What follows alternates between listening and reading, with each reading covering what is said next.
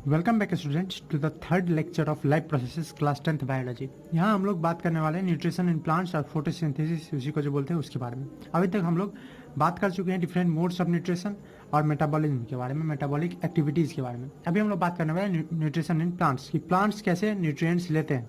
Nutrition क्या है? एक प्रोसेस है जिसमें न्यूट्रिएंट्स शरीर के अंदर लिया जाता है। आपने अगर नहीं जानते हैं आप कि न्यूट्रिएंट्स क्या होता है तो आप फर्स्ट वीडियो को जाकर देख सकते हैं, आपका सब कॉन्सेप्ट क्लियर हो जाएगा।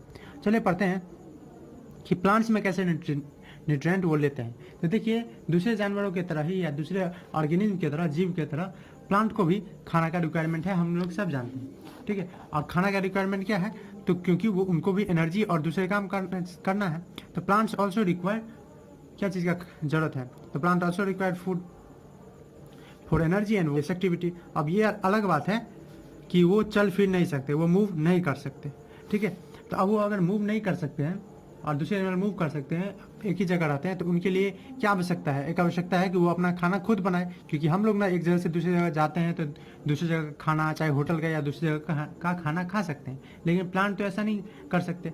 तो वो ग्रीन प्लांट के पास वो खासियत होती है जिससे वो अपना खाना खुद बनाते हैं। कुछ ऐसे भी प्लांट होते हैं जो ग्रीन भी होते हैं और उनको अपना पूरा पोषण तत्व पाने के लिए इंसेक्ट्स को भी खाते हैं, वो अलग बात है, ठीक है। तो जो प्लांट्स होते हैं ग्रीन प्लांट्स, वो ग्रीन प्लांट्स क्या करते हैं? अपना खाना खुद बनाते हैं। Plants make their own food, अपना खाना खुद बनाते हैं। और इस प्रोसेस का एक नाम है, ये जो प्रोसेस जिसमें वो बनाते हैं इसका अपना नाम है, ठीक है। बाय अ प्रोसेस, एक विधि से, एक मेथड से, उस प्रोसेस का नाम क्या है? फोटोसिंथेसिस। आप लोगों ने जरूर सुना होगा, बाय प्रोसेस ऑफ फोटोसिंथेसिस, ठीक है। अब इसको तोड़ के देखते हैं ये फोटोसिंथेसिस का मतलब क्या है। आपको खुद समझ में आ जाएगा फोटोसिंथेसिस क्या है। वैसे तो आप लोग जानते हैं कि एक प्रोसेस है इसमें खाना बनाता है प्लांट, पर फिर से देखिए इसको। फोटो का क्या मतलब होता है? फोटो होता है light, photo stands for light, ठीक है। सिंथेसिस, टू बिल्ड अप, मतलब कोई चीज बनाना, बिल्ड करना, बनाना या मेक बोल सकते हैं, कोई चीज बनाना। और कैसे? तो बाय यूज ऑफ लाइट, ठीक है। तो अगर आप डिफाइन करना चाहे फोटोसिंथेसिस को इसके वर्ड के आधार पे कि वर्ड से क्या मीनिंग निकल रहा है, तो आप क्या लिख सकते हैं इसको? बिल्डिंग अप बाय लाइट, ठीक है। Building up by use of light, light के यूज से बनाना, ठीक है, मेक करना, यही क्या कहलाता है? फोटोसिंथेसिस। अब प्लांट जो है इसमें होता क्या है? तो देखिए, प्लांट एनर्जी एब्जॉर्ब करता है सनलाइट से, ठीक है। सोलर एनर्जी जो है वो एब्जॉर्ब करता है, ये मैंने आपको पिछले लेक्चर में बता चुका है। और वो कैसे करता है? तो इसके पास एक ग्रीन कलर का पिगमेंट होता है जिसको हम क्लोरोफिल बोलते हैं, ठीक है। तो क्लोरोफिल प्रेजेंट कहाँ से होता है? तो ग्रीन कलर का जितना पार्ट है प्लांट का, जरूरी नहीं है कि वो सिर्फ लीफ ही हो, कितने पौधे का स्टीम भी होता है ग्रीन, तो जितने पार्ट होते हैं ग्रीन वहाँ पे क्लोरोफिल होता है, ठीक है। क्लोरोफिल होता है, आप लोगों ने जरूर पढ़ा होगा कि क्लोरोफिल जो है वो सिंपली एक पिगमेंट है, ठीक है, एक रंधक है। वो रहता किस में है? ठीक है। तो chlorophyll is present in an organelle, किस में रहता है? In an organelle. ऑर्गेनल तो आप समझते ही होंगे, सेल के ऑर्गेनल, ठीक है। साइटोप्लाज्म के अंदर जितने रहते थे उनको ऑर्गेनल बोलते थे, जैसे आपको याद हो एंडोप्लाज्मिक रेटिकुलम, वो सब, ठीक है, ऑर्गेनल, ठीक है। और ये ऑर्गेनल का क्या नाम है? क्लोरोप्लास्ट। आप लोग पढ़ेंगे प्लास्टिड होता है, प्लास्टिड जो होता है वो प्लांट को ग्रीन कलर देता है, वही एनिमल में नहीं होता है। तो सेल के अंदर आप पढ़ेंगे कि प्लास्टिड 3 कलर का होता है, chloroplast, chromoplast, leucoplast. Chloroplast green colour का होता है और ये देता है क्लोरोफिल। और क्लोरोफिल कैसा होता है? ग्रीन कलर का। तो ये पता प्रेजेंट रहता है प्लांट में, प्लांट सेल के अंदर। इसी के कारण जो पौधे हैं उनका पत्तियां या अलग अलग स्टीम पार्ट ग्रीन होता है। और जो भी क्लोरोफिल है, ये क्लोरोफिल क्या करता है? तो क्लोरोफिल एब्जॉर्ब करता है, ठीक है, सनलाइट को। क्लोरोफिल एब्जॉर्ब्स सनलाइट, और सनलाइट को एब्जॉर्ब करके ये क्या करता है? इसके आसपास, क्योंकि ये चल फिर सकता नहीं है, तो क्या करता है? तो आसपास में जितने सब्सटेंस इसके प्रेजेंट है, सिंपल सब्सटेंस जैसे कि कार्बन डाइऑक्साइड है, वाटर है, उसको ये मिला के और अपना खाना बनाता है। तो chlorophyll absorb sunlight and uses it, use करता है इसको एज ए फ्यूल, अपने फ्यूल के रूप में, एज फ्यूल टू कंबाइन, क्या चीज करने के लिए? कंबाइन करने के लिए। क्या कंबाइन करने के लिए? CO2 यानी कार्बन डाइऑक्साइड एंड H2O यानी वाटर, इस दोनों को कंबाइन करने के लिए। ओके, ये तो समझे हम। अब देखिए यहाँ पे जो फोटोसिंथेसिस होता है, ठीक है, फोटोसिंथेसिस, तो इसमें होता क्या है? तो इसमें ग्रीन प्लांट्स जो है वो अपना खाना बनाता है, किसके यूज से? तो कार्बन डाइऑक्साइड, वाटर, जो दोनों एक दूसरे के साथ मिलता है, किसके प्रेजेंस में? क्लोरोफिल के प्रेजेंस में, ठीक है। और क्लोरोफिल का काम क्या है? लाइट एनर्जी को एब्जॉर्ब करना। यही पूरा प्रोसेस क्या है? फोटोसिंथेसिस। फोटोसिंथेसिस के प्रोडक्ट से बनता है क्या? ग्लूकोज, जिसको आप जानते हैं कि वो एक तरह का कार्बोहाइड्रेट है, एनर्जी गिविंग फूड है और सिंपलेस्ट फॉर्म ऑफ कार्बोहाइड्रेट है। तो बाय फोटोसिंथेसिस बनता क्या है? तो by photosynthesis glucose is prepared, ठीक है। ग्लूकोज क्या होता है, ग्लूकोज प्रिपेयर होता है और इसके साथ साथ एक और प्रोसेस, एक और चीज प्रिपेयर होता है, and oxygen is also release, oxygen भी रिलीज होता है, ठीक है।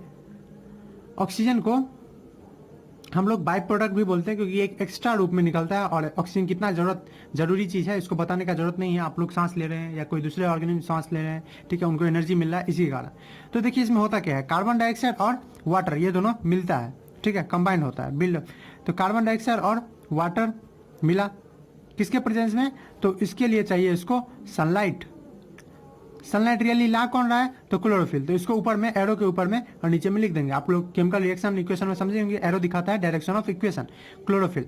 ओके, ये क्लोरोफिल जो है वो सनलाइट को एब्जॉर्ब करके इस दोनों को मिलाने का प्रोसेस काम करता है और इससे बनता क्या है, ग्लूकोज। आपको फॉर्मूला याद होगा उम्मीद है, C6H12O6 फॉर्मूला है ग्लूकोज का, और उसके साथ ऑक्सीजन भी निकलता है। आप इसको बैलेंस भी कर सकते हैं। आप अगर बैलेंस करेंगे तो ये लगभग आएगा 6CO2 6H2O, यहाँ पे 6 okay, then 6O2 yes 6O2। तो ये बैलेंस्ड प्रोसेस है। ये जो प्रोसेस है ये होता है ग्रीन पार्ट में, और ज़्यादा अच्छे से बोले तो लीफ में होता है, ठीक है, लीफ में होता है। अब बात है कि ये कार्बन डाइऑक्साइड और वाटर आता कहाँ से है, इसके बारे में बात करते हैं। तो पहले फोटोसिंथेसिस को, ये है फोटोसिंथेसिस का इक्वेशन। अब आपको केमिकल इक्वेशन में पढ़े हुए, इक्वेशन क्या होता है, सिंबॉलिक रिप्रेजेंटेशन किसी भी केमिकल रिएक्शन का केमिकल इक्वेशन कहलाता है। तो ये है क्या, केमिकल इक्वेशन।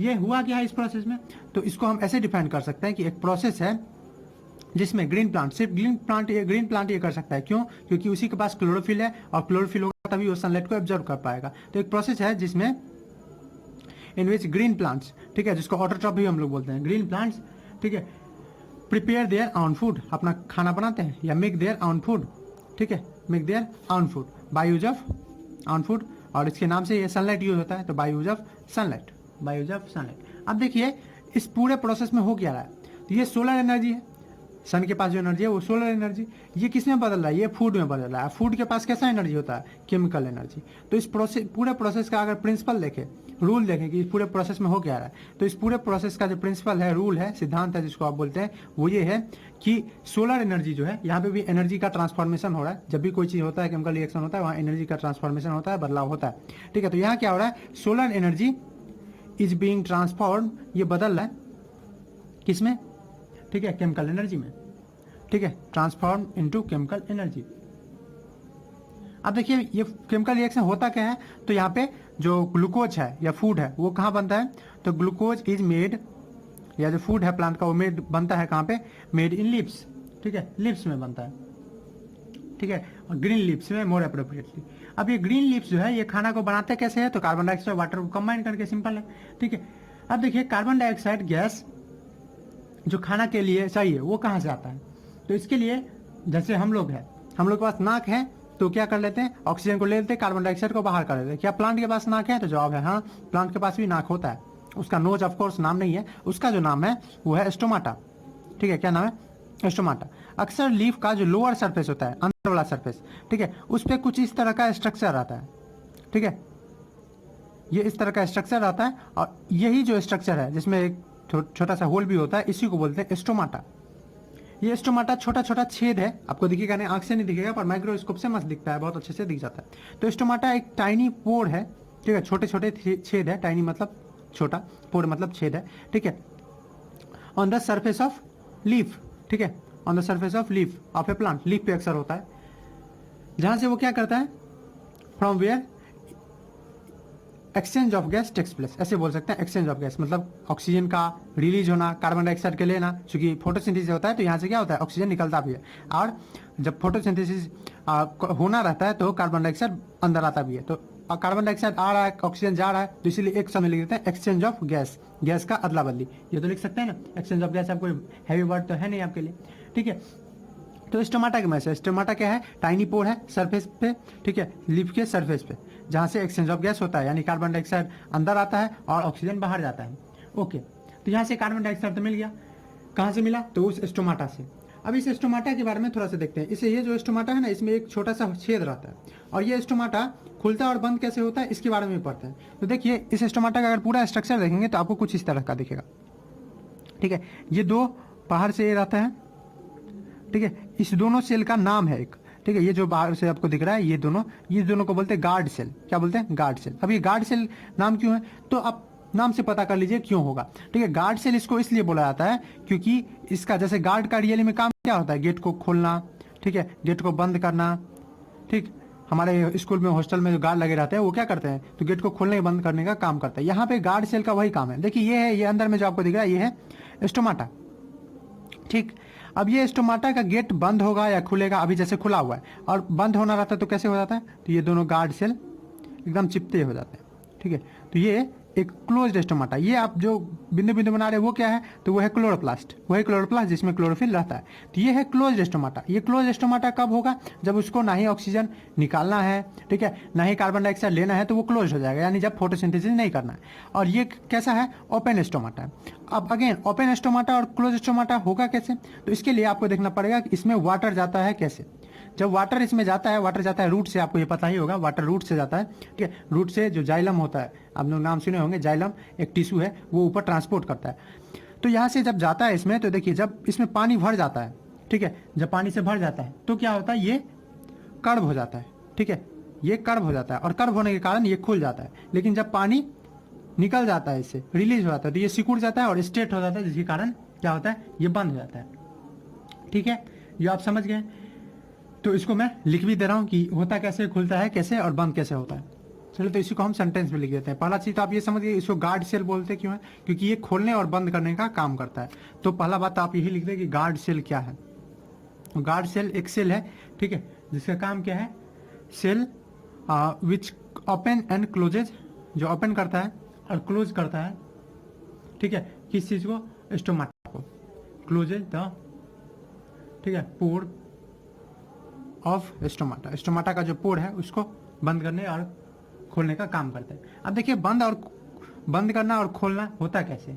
ठीक है, तो जब ये ओपन करने का स्टेप देखिए, ओपनिंग ऑफ स्टोमाटा, जब इसको जरूरत होता है कार्बन डाइऑक्साइड का मान लीजिए, तो इसको खोलना पड़ेगा अपना। तो ये क्या करता है, वाटर अपने आप में अपने अंदर वाटर फ्लो करवा लेता है। तो जब वाटर फ्लो होता है, ठीक है, व्हेन वाटर फ्लो, जब वाटर फ्लो होता है किसमें, गार्ड सेल में, इनटू गार्ड सेल, तो क्या होगा, तो देखिए जब वाटर फ्लो होगा गार्ड सेल में, सिंपली बात है ये फूल जाएगा। जो वाटर की चीज में के अंदर जाएगा, बलून के अंदर आप वाटर देते हैं तो क्या फूल जाता है, क्या होता है, फूल जाता है। तो होता ये है, तो गार्ड सेल जो होता है दे स्वेल, वो स्वेल हो जाता है, फूल जाता है। अब जहां से फूल जाएंगे तो वो क्या होगा, तो वो टेढ़ा हो जाएंगे, यानी कर्व हो जाएंगे और उसके कारण खुल जाते हैं। तो क्या हो जाता है, बिकम कर्व्ड, कर्व हो जाते हैं। और जब कर्व हो जाएगा तो कैसा हो जाएगा, एंड ओपन। जब सीधा होगा तब ना एक दूसरे के साथ मिलके इसको बंद रखेगा, ये दोनों ऐसा रहता। तो अब ये दोनों फूल गया है, तो ये दोनों फूल गया तो ये ज्यादा जगह लेगा, तो इसको भी ऐसे होना पड़ेगा, इसको भी ऐसे होना पड़ेगा। ठीक है, ठीक है, तो इसके कारण ये फूल जाता है। क्लोजिंग के लिए क्या है, तो सिंपली, ठीक है, जब पानी बहुत ज्यादा लॉस्ट हो जाता है, जैसे आप जानते हैं ट्रांसपीरेशन एक प्रोसेस है जिसमें पानी का लॉस करता है। ठीक है, तो जब पानी बहुत ज्यादा लॉस हो जाता है तो इसके अंदर से पानी निकल गया, अब अगेन गुब्बारे में से पानी निकल जाता है तो उसका कर्वनेस भी खत्म। ठीक है, तो वो फिर से आगे सिकुड़ के ऐसे हो जाता है। तो वही चीज यहाँ आपको हुआ है। ठीक है, क्लोजिंग कैसे होता है, क्लोजिंग ऑफ स्टोमाटा होता है जब बहुत सारा पानी लॉस हो जाता है। व्हेन गार्ड सेल, जब गार्ड सेल क्या करता है, लूज करता है, ठीक है, a lot of water, usage a large amount of water. ठीक है, तो क्या होता है, तो it large amount of water को जब ये लॉस कर देता है और इसको लगता है कि अब अगर लॉस करेंगे तो हमारे लिए थोड़ा चिंता का बात होगा कि पानी इसके शरीर में भी रहना जरूरी है। तो अपने पानी को कंजर्व करने के लिए क्या करता है, ठीक है, स्ट्रेट अप ये सीधा कर लेता है, किसको, गार्ड सेल को, और इसी कारण इसका खुल जाता है guard cell and the stomata open. Stomata क्या हो जाता है, ओपन हो जाता है। ओके, ठीक है, तो ये था ओपनिंग एंड क्लोजिंग का मैकेनिज्म। तो ऐसे ये जो है ऑक्सीजन और कार्बन डाइऑक्साइड का ट्रांसपोर्टेशन होता है। यहाँ पे हम लोग मेनली कार्बन डाइऑक्साइड का बात करें गार्ड सेल से। ओके, अब बात उठता है कि क्या स्टोमाटा हमेशा लीफ में ही होता है या किसी और जगह भी हो सकता है। तो ऐसा समझिए कि स्टोमाटा दूसरे भी पार्ट में रह सकता है। ठीक है, तो आप एक चीज यहाँ पे समझ लेंगे कि stomata can also be present on other part of plant. ये जरूरी नहीं है कि सिर्फ लीफ पे ही रहे, तो कैन ऑल्सो बी प्रेजेंट या एग्जिस्ट लिख सकते हैं ऑन अदर प्लांट पार्ट। कौन कौन वो पार्ट हो सकता है स्टीम भी हो, ठीक है। तो अक्सर प्लांट में किसी किसी प्लांट में देखा जाता है कि स्टीम पे भी स्टोमाटा रहता है, तो वहाँ से भी वो फोटोसिंथेसिस वो कर सकते हैं, वहाँ से वो लाइट को एब्जॉर्ब गैसियस एक्सचेंज, गैस के एक्सचेंज कर सकते हैं। अब एक और बात, ठीक है, कि कोई कोई प्लांट का मैंने पहले भी ये बता दिया था कि लोअर सरफेस में रहता है, जैसे ये अगर लीफ है तो लीफ के लोअर सरफेस में इधर की तरफ स्टोमाटा रहता है इसमें, पर जरूरी नहीं है। किसी किसी प्लांट का जैसे आप सुनेंगे तुलसी का, पीपल का, इस सबको शुभ माना जाता है लगाना, इसलिए क्योंकि इसके दोनों तरफ स्टोमाटा होता है, दोनों से ऑक्सीजन वो रिलीज करता है फोटोसिंथेसिस के बाद। अब इक्वेटिक प्लांट जो है वो कैसा कार्बन डाइऑक्साइड लेते हैं, तो इक्वेटिक प्लांट के पास भी स्टोमाटा होता है, और वो जो है वो चूंकि पानी के अंदर रहता है। इक्वेटिक प्लांट कौन है, जो प्लांट पानी में रहता है। तो इक्वेटिक प्लांट्स एब्जॉर्ब करते हैं डिजॉल्व कार्बन डाइऑक्साइड, पानी में डिजॉल्व रहता है ना, ठीक है। कार्बन डाइऑक्साइड डिजॉल्व होने वाला गैस है, पानी में घुलने वाला गैस है, तो डिजॉल्व CO2 का यूज करते हैं फ्रॉम वाटर, वाटर बॉडी क्या जो डिजॉल्व होता है कार्बन डाइऑक्साइड उसको यूज करते हैं। अब चलिए बात करते हैं कि पानी कैसे मिलता है, ठीक है। तो पानी कैसे मिलता है उसके बारे में बात करते हैं। तो वाटर, ठीक है, वाटर कैसे मिलता है, ये भी एक रॉ मटेरियल है। रॉ मटेरियल करने का मतलब वो मटेरियल कच्चा माल जिससे कोई चीज़ बनता है, जैसे बिस्किट बनाना है उसमें रॉ मटेरियल होता है, क्या क्या चीज़ उसमें, मीठा कोई चीज़ जैसे चीनी, दूध, आटा, गेहूं का, वो सब जरूरत है। उसी तरह से वाटर भी एक रॉ मटेरियल है। इसको कैसे मिलता है, तो वाटर जो है वो लेता है ये रूट से, तो water is taken by root.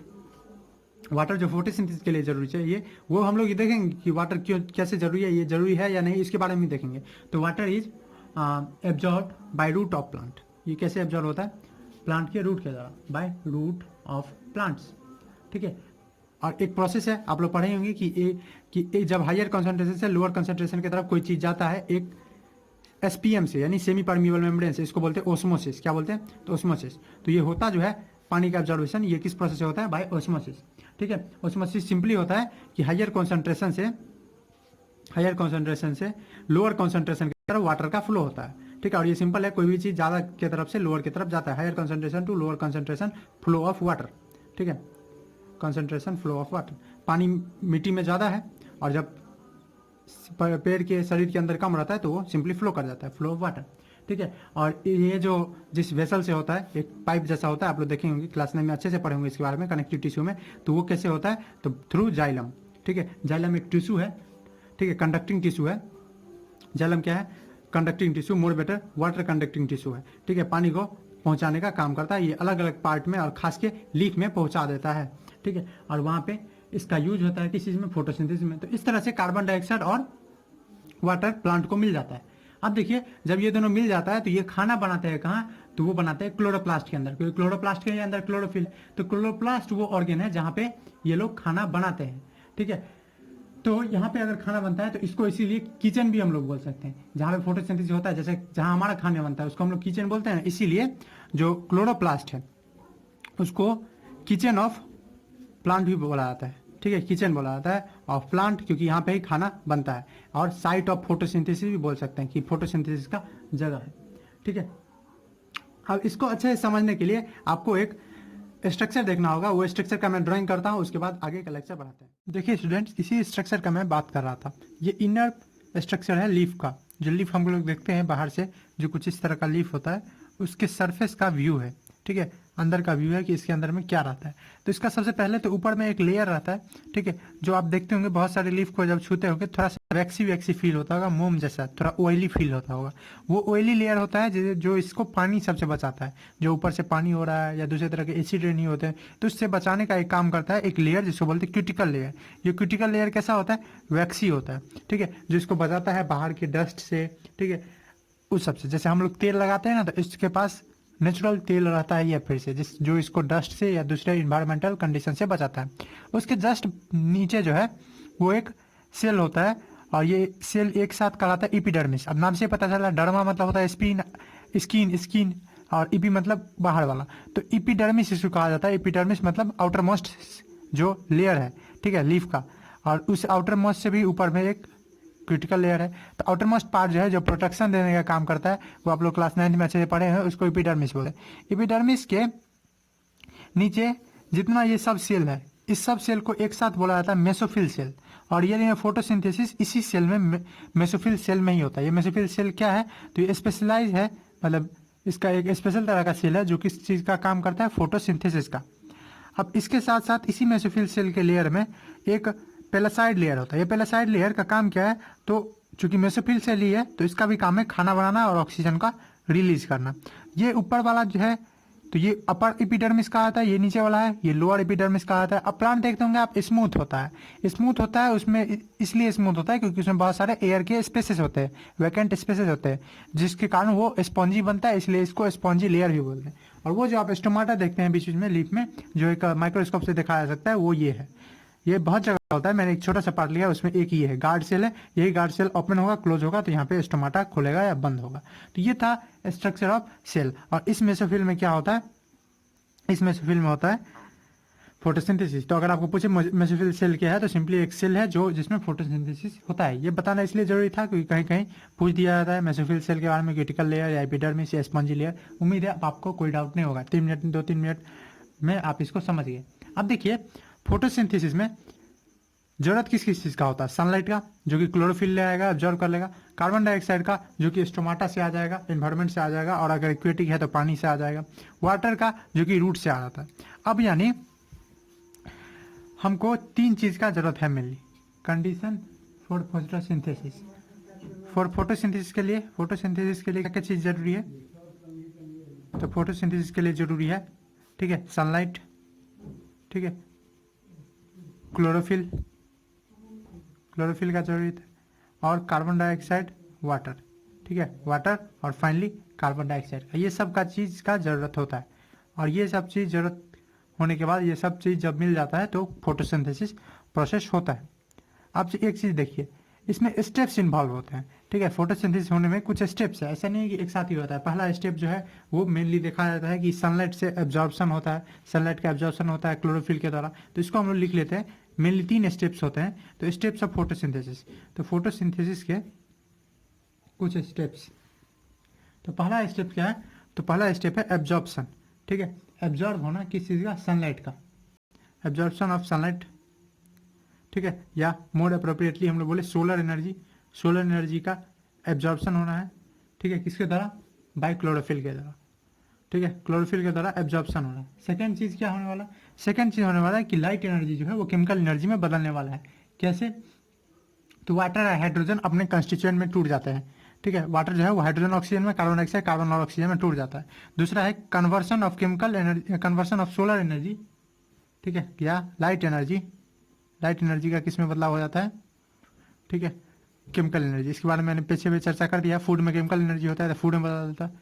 और फाइनली क्या होता है, फाइनली तीसरा स्टेप जो है वो है रिडक्शन ऑफ कार्बन डाइऑक्साइड का रिडक्शन आप समझते होंगे, आप लोग केमिस्ट्री में पढ़ा हुआ है। रिडक्शन का मतलब होता है चाहे ऑक्सीजन का लॉस होना या कार्बन डाइऑक्साइड का एडिशन। तो reduction of CO2, carbon dioxide reduction किसके द्वारा, बाय हाइड्रोजन, ठीक है। और उसी हाइड्रोजन से क्या बन जाता है, तो ग्लूकोज जो एक तरह का कार्बोहाइड्रेट है। अब ये ग्लूकोज का यूज होता है प्लांट के बॉडी में एनर्जी के लिए या डिफरेंट वर्क के लिए। पर क्या हमेशा इसके शरीर में ये ग्लूकोज स्टोर रहता है, तो ऐसा नहीं है, ठीक है। हम लोग जो फ्रूट्स खाते हैं उसमें सिर्फ ग्लूकोज ही नहीं रहता है, उसके साथ साथ स्टार्च रहता है, ठीक है, ऑयली फूड में फैट्स रहता है। तो वो कैसे होता है, तो ये ग्लूकोज शरीर में तब तक है जब तक कि उसको इमीडिएट एनर्जी का जरूरत है, ठीक है। अगर अभी का जस्ट का काम है तब तक इसका जरूरत होता है, लेकिन थोड़ी देर के बाद क्या होता है, थोड़ी देर बाद ये ग्लूकोज कन्वर्ट हो जाता है स्टार्च में, ठीक है। तो मेनली जो शरीर में होता है प्लांट के बॉडी में वो ग्लूकोज नहीं रहता है, स्टार्च रहता है। तो ये ग्लूकोज कन्वर्ट हो जाता है किसमें, स्टार्च में।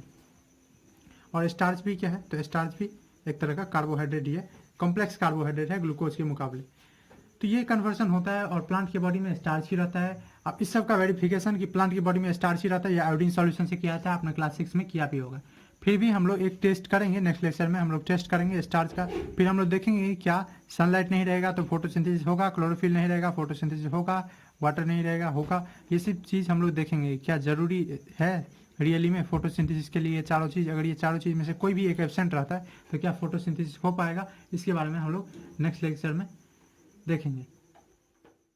एक और चीज़ स्टूडेंट्स कि ज़रूरी नहीं है कि सारा जो स्टेप है कार्बन डाइऑक्साइड का ऑब्टेन करने का, वाटर करने का स्टेप वो एक ही साथ हो या एक के बाद एक हो, ये अलग अलग टाइम में भी हो सकता है। जैसे मान लीजिए एक रेगिस्तान में पेड़ है, तो उस रेगिस्तान वाला पेड़ कैक्टस जो है उसको पता है अगर दिन में वो सनलाइट ले लेगा, लेकिन उसका खाना बनाने का प्रोसेस रात में होता है, क्योंकि अगर वो दिन में करता है ऐसा तो उसका पानी बहुत ज़्यादा लॉस हो जाएगा। तो मैं आपको सिर्फ इतना ही बताना चाहता हूँ, ये 3 स्टेप जो है, चाहे वो कार्बन डाइऑक्साइड का प्राप्त करना, वाटर का प्राप्त करना या सनलाइट से सोलर एनर्जी ट्रैप करना, ये अलग अलग टाइम में भी हो सकता है। और फोटोसिंथेसिस जिसमें जो लाइट एनर्जी है वो केमिकल एनर्जी में बदलता है, ये अलग टाइम पे भी हो सकता है। Thanks for watching.